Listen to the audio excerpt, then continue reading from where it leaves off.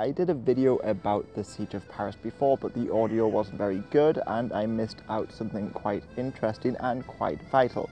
So I'm going to do it again. And just to quickly summarize the siege, in 1870 Prussia and France went to war and Prussia besieged Paris.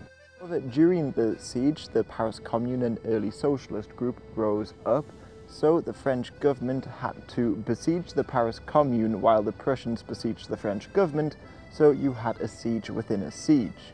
This siege is interesting for a few reasons. First of all, Napoleon III had been defeated and the new government in Paris had to hastily prepare defences, and the war minister flew in a hot air balloon over Prussian lines to try and recruit an army from the south. Now, hot air balloons had been used throughout the war to scout out enemy positions, but during the siege they even loaded pigeons onto hot air balloons to send out messages. And these balloons flew so far off course, one even to Norway, that they accidentally broke world records.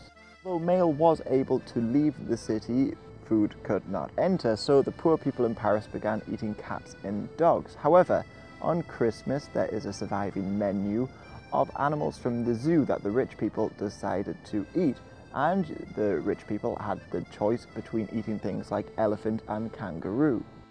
Otherwise, as the Prussians were laying siege to Paris, they proclaimed the German Empire in the Palace of Versailles. So at the end of World War I, the French decided to get their own back and had the peace talks in Versailles Palace. However, during World War II, Hitler got his own back by getting the French to surrender in the same train carriage that the Germans surrendered in at the end of World War I. Towards the end of the siege, the Paris Commune was crushed and many of the communards, as they were called, were just shot in the streets, but others were sent to Caledonia, a French colony. The French government hoped that the communards could make it into a profitable colony. After all, it had been a French colony for over 100 years, but this endeavour failed. And thanks to the likes of Victor Hugo, the author of Hunchback of Notre Dame, and the likes, the communards were allowed back to France and granted amnesty. And finally, one for you alternative history fans out there, France very nearly became a monarchy again in 1870. But first, a little backstory. In 1830, during the July Revolution, Charles X abdicated and Louis Philippe took the throne.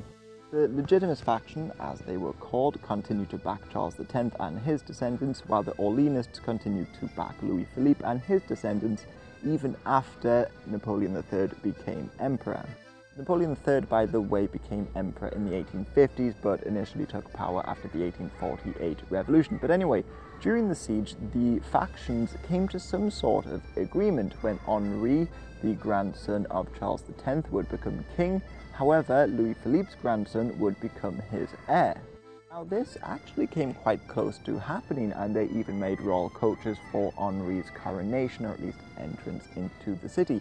However, Henri seemed somewhat reluctant to be king and made a lot of excuses, but one of the most important things, well, the deciding factor in why he didn't become king, was that he refused to accept the tricolour as the flag of France.